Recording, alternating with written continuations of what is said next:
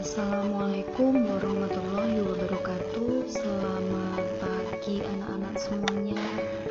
Salam sehat, salam sejahtera untuk anak-anak semuanya dari kelas 7E sampai dengan kelas 7I. Oke anak-anak, hari ini kita akan belajar tentang perbandingan senilai ya. Kalau kemarin kita sudah belajar tentang perbandingan yang memuat dua besaran yang sama ya. Nah sekarang kita belajar tentang perbandingan senilai. Oke anak-anak, untuk perbandingan senilai ini kompetensi dasar yang digunakan masih sama dengan yang kemarin ya. Jadi menjelaskan rasio dua besaran, menganalisis perbandingan senilai dan berbalik nilai ya, menyelesaikan masalah yang berkaitan dengan rasio serta perbandingan senilai dan berbalik nilai. Oke.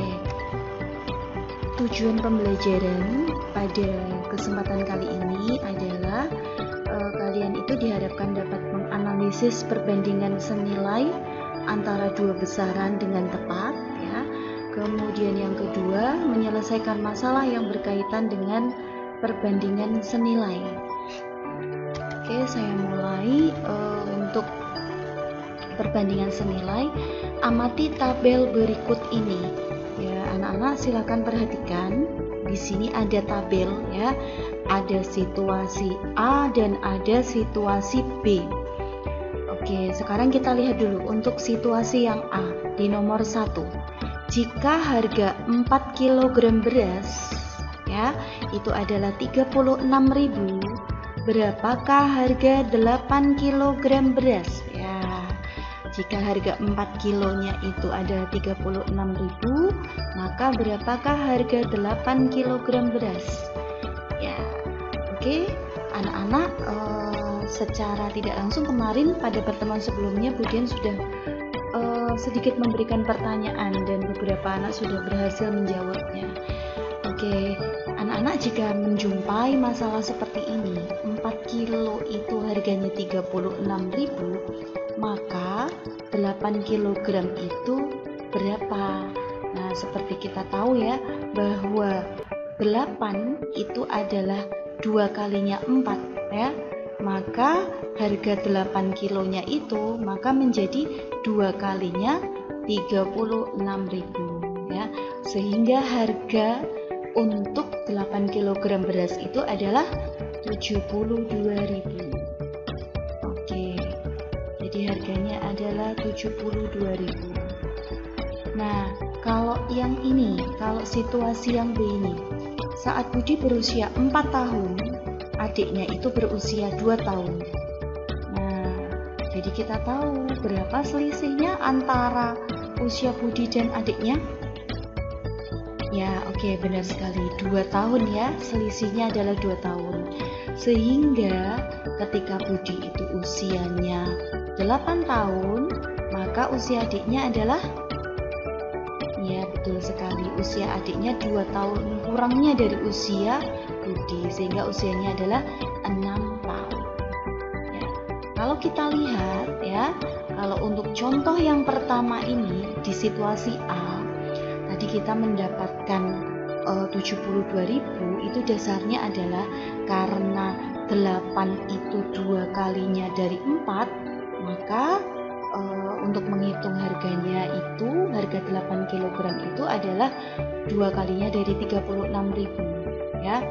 Sedangkan untuk yang B, kita tidak bisa memberlakukan seperti itu ya, karena untuk yang B ya, ini tidak berlaku kelipatannya, tapi ini selisihnya ya. Nah, kemudian kalau yang contoh kedua, Susi berlari dengan kecepatan 3 kali lebih cepat dari Yuli. Nah, jika Susi menempuh jarak 9 km, maka jarak yang ditempuh Yuli itu berapa? Nah, karena Susi itu 3 kalinya lebih cepat dari Yuli. Nah, kalau Susinya itu 9 km, berarti jarak yang ditempuh Yuli berarti sepertiga dari yang ditempuh Susi. karena Susi itu 3 kalinya lebih cepat ya. Sehingga jarak yang ditempuh Yuli adalah sepertiganya dari jarak yang ditempuh Susi. Sehingga sepertiga dari 9 yaitu 3 km. Gini ya. Nah, sedangkan untuk yang situasi B, Susi dan Yuli berlari di lintasan dengan kecepatan yang sama. Susi itu berlari terlebih dahulu. Ketika Susi berlari 9 putaran, Yuli itu masih berlari 3 putaran. Nah, kemudian kalau Yuli sudah menyelesaikan 15 putaran, maka berapa putaran yang sudah dilalui Susi? Nah, untuk masalah ini antara Susi dan Yuli ini jadi tidak berlipat ya. Jadi ketika Susi itu berlari 9 putaran, ternyata Yuli itu masih dapat 3 putaran.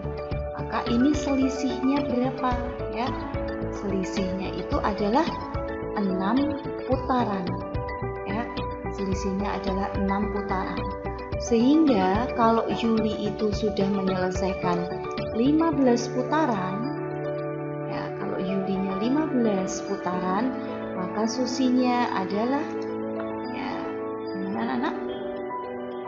Ya betul sekali, tinggal kita selisihkan 6 ya. Jadi karena Susi itu lebih banyak berarti 15 ditambah 6 ya. Ditambah dengan 6 sehingga Susi itu sudah menempuh 21 putaran. Ya, anak-anak, jadi kalau kita lihat situasi A dan situasi B itu bedanya apa? Kalau situasi A itu adalah suatu kejadian yang menunjukkan perbandingan senilai atau proporsi. Ya, jadi situasi A itu adalah contoh dari perbandingan senilai. Sedangkan situasi B itu adalah contoh dari yang bukan perbandingan senilai. Ya, oke, saya lanjutkan untuk yang berikutnya. Nah, coba perhatikan di sini ada tabel, ada 2 tabel. Tabel untuk yang A dan tabel untuk yang B. Untuk tabel A itu ada bilangan pertama dan bilangan kedua. Disebutkan ada 24, 46 dan seterusnya. Nah, tabel yang B berisi bilangan 3, 4, kemudian 6 dan 8, 9 dan 12 dan seterusnya. Nah, coba kalian selidiki dari kedua tabel itu manakah yang termasuk proporsi dan mana yang tidak. Jadi, cara mendeteksi ya mana tabel yang proporsi, caranya seperti ini. Tinggal kita bandingkan ya. Kalau 2 dibanding 4 itu sederhananya adalah 1:2 ya. Coba kita cek apakah 4/6 itu sederhananya juga itu. 4/6 itu kalau kita sederhanakan maka hasilnya adalah 2/3. Oh, ternyata ini kita baru mencoba 2 kali ini tidak sama ya. Sehingga untuk tabel yang A itu bukan termasuk proporsi ya. Oke, bagaimana dengan tabel yang B? Diketahui 3/4. 3/4 ini adalah sebuah bentuk pecahan yang sudah paling sederhana. Nah, sekarang kita cek untuk 6/8. 6/8 itu kalau kita sederhanakan maka akan menjadi atas kita bagi 2, bawah kita bagi 2. Hasilnya adalah 3/4. Oke. Bagaimana dengan 9/12? Coba kita sederhanakan. 9 dibagi 3 itu 3, 12 dibagi 3 itu 4. Oh, ternyata sama 3/4. Nah, kita harus memastikan apakah semuanya itu juga 3/4 semua ya. Coba kita cek lagi 12/16 ya. Kita bagi 12 dibagi 4 ya. 12 bagi 4 itu 3, 16 dibagi 4 itu 4. Oke, ternyata hasilnya juga 3/4. Bagaimana dengan 15/20? Ya, 15/20 kita bagi dengan, ya, untuk membaginya kita tentukan FPB-nya ya, faktor persekutuan terbesar dari 15 dan 20. Yaitu faktornya adalah, FPB-nya adalah 5 ya. 15 bagi 5 itu 3, 20 bagi 5 itu 4. Ya, ternyata setelah kita sederhanakan semuanya itu bernilai 3/4 ya. Sehingga tabel yang B ini termasuk proporsi. Ya, jadi tadi tabel yang A bukan proporsi dan tabel yang B itu termasuk proporsi. Ya, bagaimana gambar grafiknya? Gambar grafiknya mudah sekali. Tinggal kita gambar dalam koordinat kartesius ya. Tadi untuk yang A itu kan yang pertama itu 2,4 di sini ya. Kemudian 4,6 di sini ya. Kemudian berikutnya adalah 6,8 di sini. Berikutnya adalah 8,10 dan berikutnya lagi adalah 10,12. Tinggal kita hubungkan ya. Itu adalah gambar dari tabel yang A. Kalau tabel yang B gambarnya seperti ini, sesuai dengan yang tadi, X dan Y-nya tadi. Tadi 3 dan 4 yang pertama. 3 dan 4, kemudian 6 dan 8, kemudian 8 dan 12, berikutnya ada 12 dan 16 ya. Oke, tidak susah ya untuk membuat tabel tadi. Oke, berikutnya anak-anak, untuk lebih memahami tentang perbandingan senilai, coba kalian perhatikan contoh berikut. Resep kue. Ubi jalar adalah salah satu jenis umbian yang bisa menggantikan tepung terigu. Untuk membuat cake ubi jalar, perbandingan berat tepung terigu dan ubi jalar kukus itu adalah 1:2. Ya, perbandingannya antara tepung terigu dan ubi jalarnya itu adalah 1:2. Nah, ketika ingin membuat cake ubi jalar dengan 500 gram ubi jalar, maka tepung terigunya itu harus berapa ya? Jadi berapa tepung terigu yang dibutuhkan? Nah, sekarang kita cantumkan perbandingannya dulu. Tadi disebutkan bahwa tepung terigu, saya singkat tepung terigu TT, dibanding dengan yang ubi jalar, ya, itu perbandingannya adalah 1:2. Ya, kemudian kita sebutkan yang diketahui lagi itu kalau ubi jalarnya 500 gram, jadi yang di bagian ubi jalar kita isikan 500 gram. Gramnya kita save dulu ya. Nah, yang tepung terigunya kemudian masukkan variabel X ya, sama dengan 1:2. Ya. Langkah berikutnya itu adalah tinggal kita kalikan silang. X dikali 2 yaitu 2X ya, sama dengan ya 500 dikali 1 yaitu 500 ya.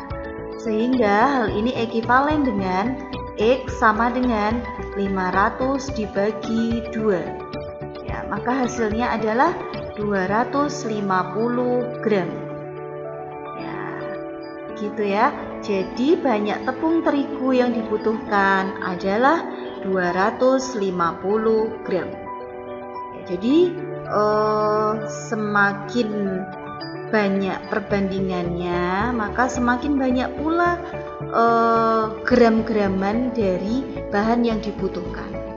Begitu pula sebaliknya. Oke, berikutnya di sini ada suatu permasalahan. Andi memiliki sepeda motor matic, kapasitasnya adalah 125 cc.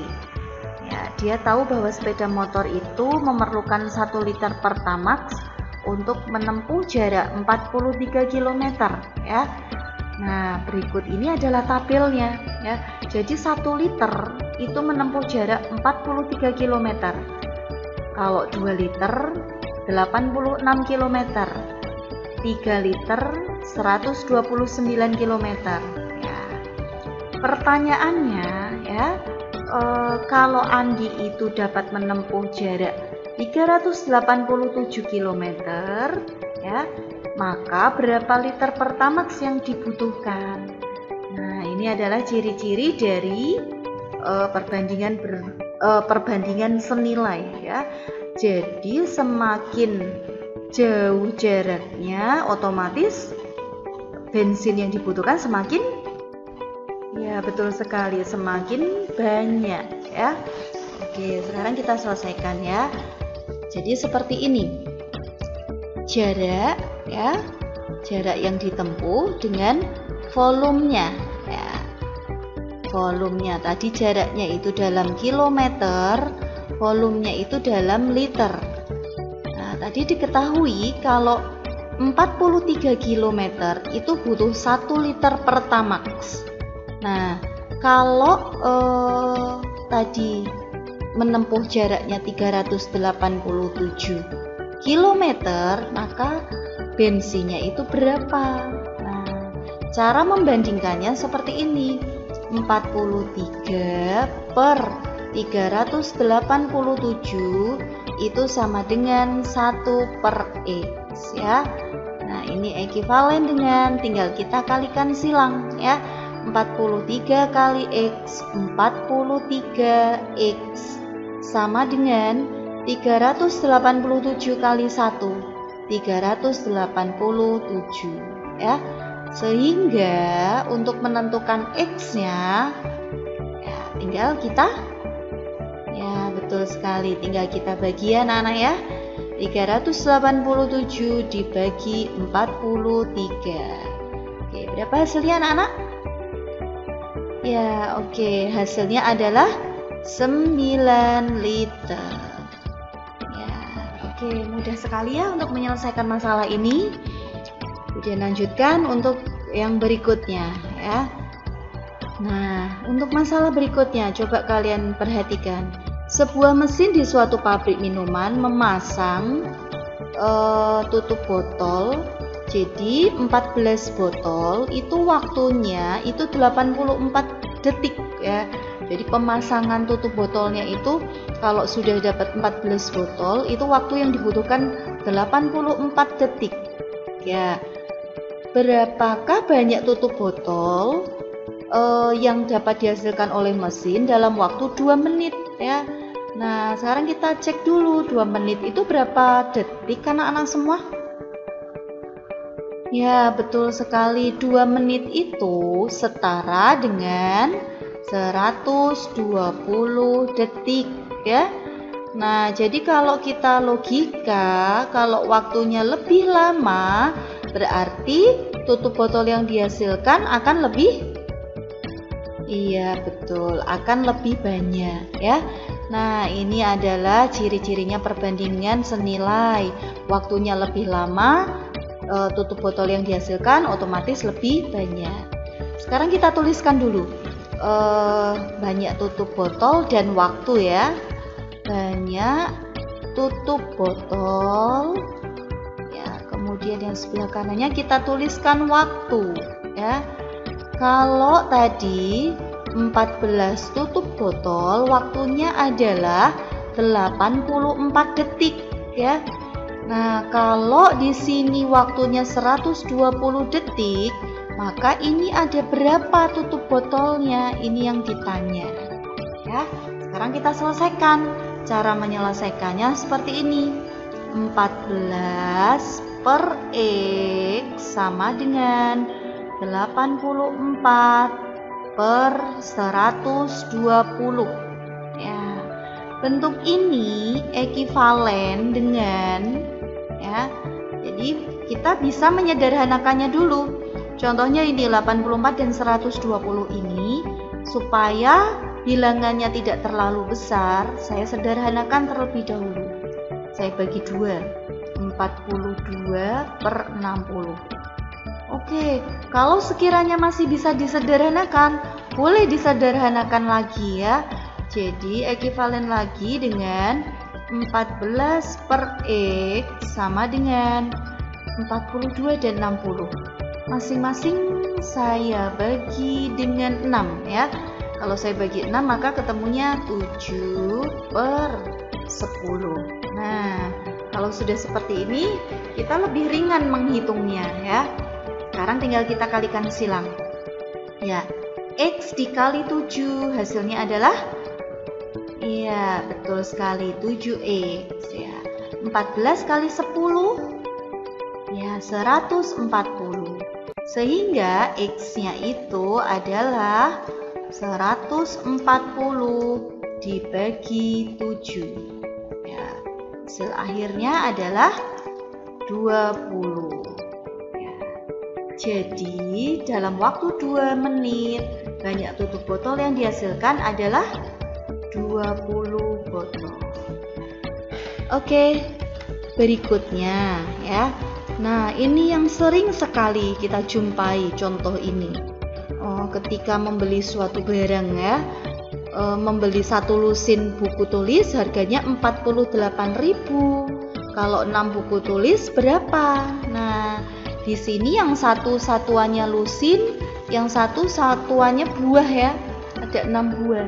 Nah, kita harus samakan dulu ya. Jadi satuannya kita samakan. Satu lusin berapa buah anak-anak? Iya, 12 buah ya. Jadi kalau 12 buah harganya 48.000. Kalau 6 buah, nah berarti kan banyaknya bukunya itu kan lebih sedikit. Berarti logikanya lebih kecil dari 48.000. Ya, oke, sekarang kita tuliskan dulu. Banyak buku ya, kita tuliskan ya, banyak buku dan harga. Ya, banyak buku dan harga. Kalau banyak bukunya 12, harganya itu 48.000. Ya. Kalau 6 itu berapa? Nah, ini ya. Kita selesaikan sekarang. 12 per 6 sama dengan 48.000 per X ya. Oke, kita sederhanakan dulu boleh ya. 12 dengan 6 ini. 12 dibagi 2, dibagi 6 langsung ya. Dibagi 6 itu 2, dibagi 6 itu 1 ya. Tinggal kita sederhanakan. 2 kali X itu 2X. 1 kali 48.000 itu 48.000. Sehingga X-nya hasilnya adalah, iya betul sekali, 48.000 dibagi 2. Hasilnya 24.000 ya. Jadi harga dari 6 buah buku tulis adalah 24.000. Ya, oke. Anak-anak, dari beberapa contoh tadi harapannya kalian itu bisa menganalisis ya mana-mana permasalahan yang menggunakan perbandingan senilai. Ya. Oke. Di sini ada contoh lagi. Sebuah konveksi dapat menjahit 150 potong selama 6 hari. Berapa banyak pakaian yang dapat dijahit selama 21 hari? Ya, oke, kita coba ya. Jadi kalau 150 potong ya, banyaknya dan waktu ya. Kalau 150 potong itu waktunya 6 hari. Ya, kalau waktunya 21 hari, menurut kalian apakah lebih banyak barangnya? Iya, betul sekali. Otomatis lebih banyak dong, kan waktunya lebih lama mengerjakannya ya. Ini termasuk perbandingan senilai. Oke, kita selesaikan. 150 per X sama dengan 6 per 21 ya. Kita sederhanakan dulu. 6 dan 21 ini kita bagi 3 itu 2, bagi 3 7 ya. Setelah itu kita kalikan silang.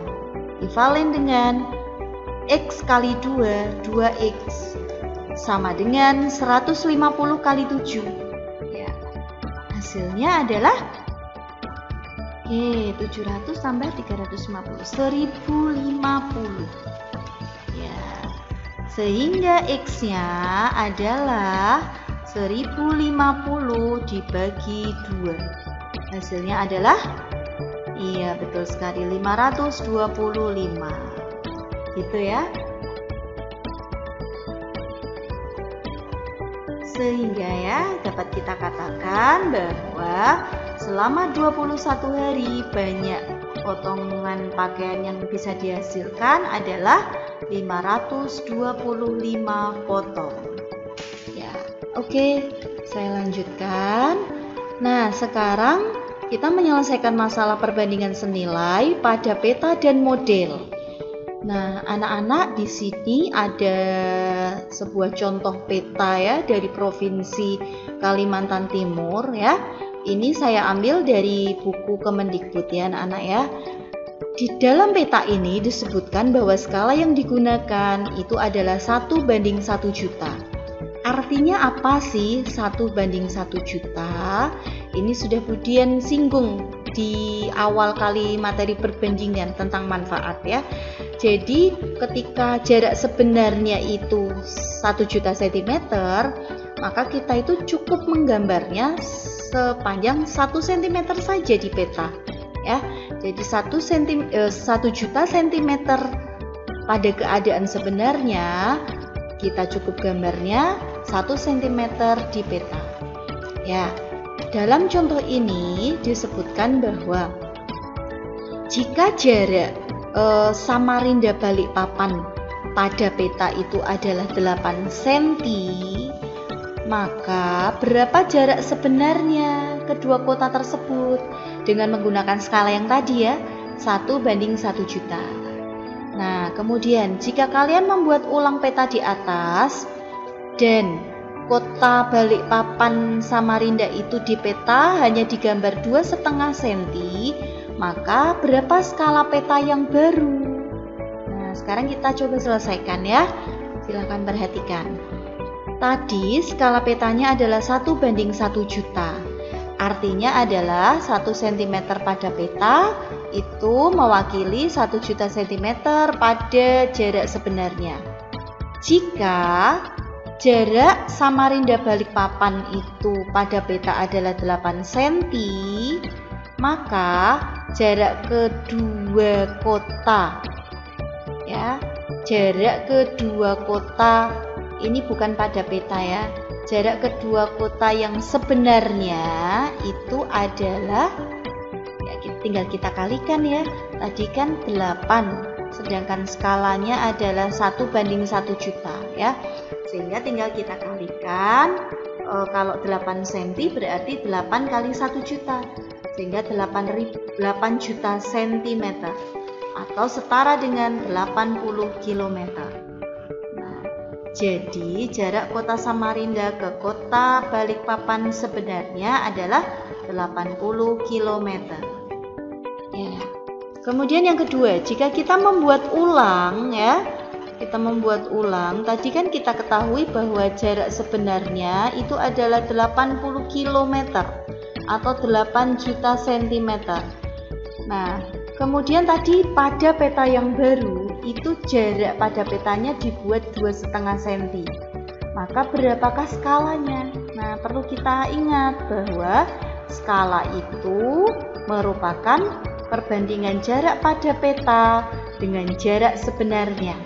Nah, tinggal kita bandingkan.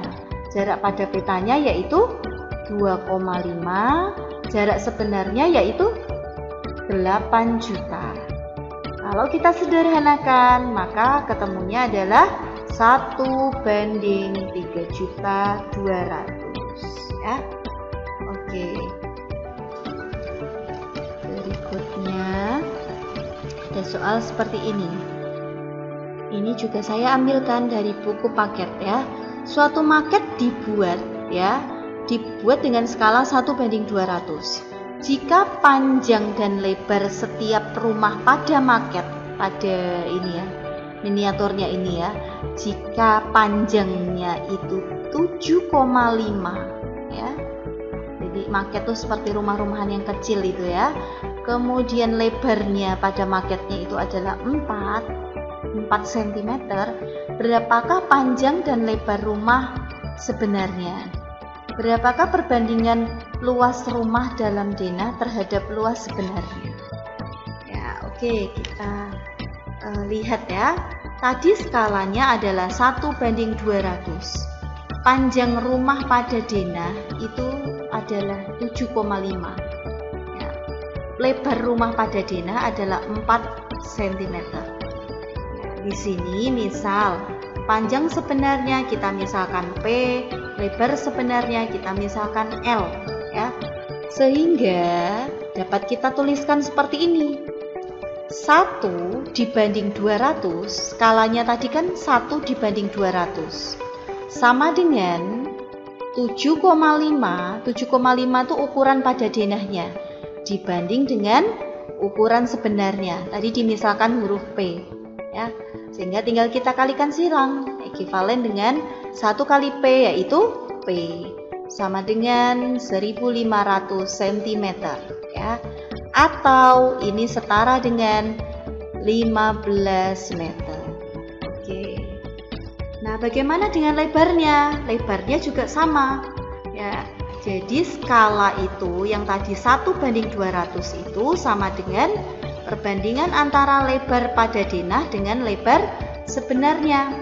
Jadi 1/200 sama dengan 4/L karena lebar sebenarnya adalah L.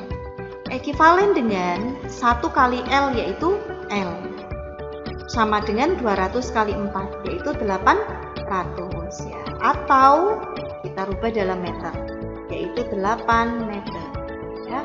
Jadi panjang sebenarnya adalah 15 meter dan lebar sebenarnya adalah 8 meter ya. Bagaimana dengan perbandingan luasnya? Oke, perbandingan luasnya silahkan nanti kalian coba ya. Tadi ada pertanyaan tentang perbandingan luas. Perbandingan luas rumah dalam denah terhadap luas sebenarnya. Oke. Nah, ini soal yang terakhir, penggunaan termometer ya. Anak-anak, termometer ini pembahasannya bisa masuk dalam mata pelajaran IPA ya. Jadi penggunaan termometer Celcius itu untuk mengukur suhu badan ya. Nah, satuannya penggunaannya itu bisa Celcius ya, bisa dalam reaumur, bisa dalam Fahrenheit. Nah, di mana masing-masing ini punya perbandingan.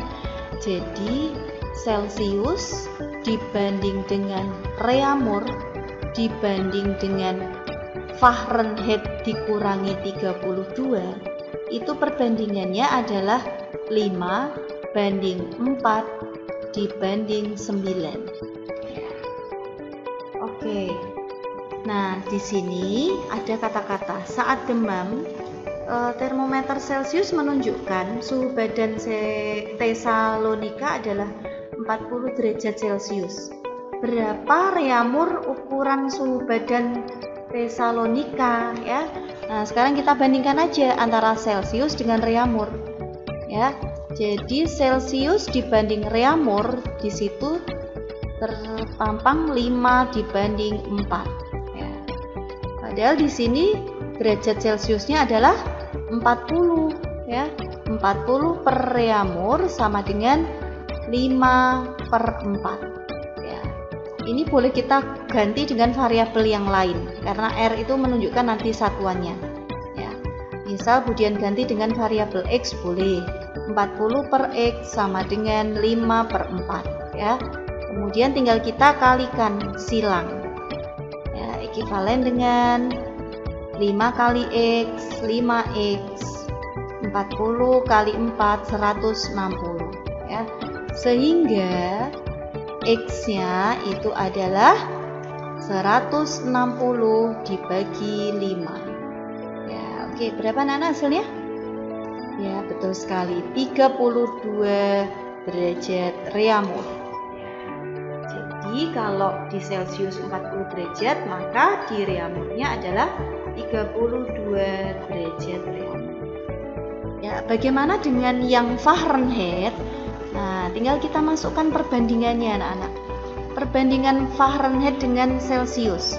Celcius dibanding dengan Fahrenheit minus 32 itu adalah 5:9.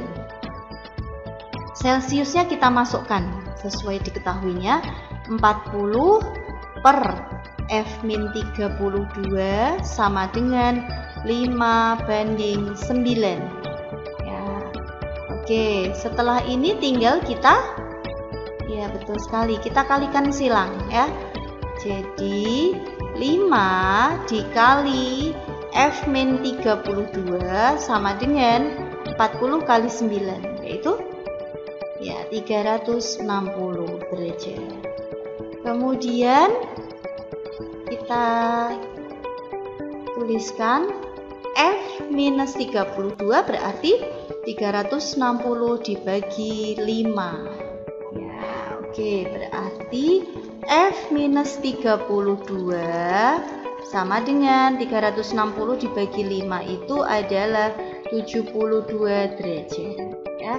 Sehingga F-nya itu adalah 72 ditambah 32 sama dengan ya berapa anak? Ini 10, 104 derajat Fahrenheit ya. Jadi dari masalah ini kita tahu bahwa ketika seseorang suhu badannya menunjukkan 40 derajat Celcius, maka suhu badan orang tersebut setara dengan ya 32 derajat reaumur dan juga setara dengan 104 derajat Fahrenheit. Ya, oke anak-anak, dari beberapa contoh yang Budian berikan ini, harapannya kalian dapat menganalisis bagaimana masalah yang termasuk perbandingan senilai sampai kalian tahu bagaimana cara menyelesaikan masalah tersebut. Gitu ya anak-anak ya. Untuk materi yang selanjutnya nanti akan dibahas perbandingan berbalik nilai. Oke anak-anak, silahkan kalian pahami, boleh diputar berulang-ulang supaya kalian paham akan video yang Budian sampaikan ini. Budian akhiri dulu. Wassalamualaikum warahmatullahi wabarakatuh. Selamat pagi.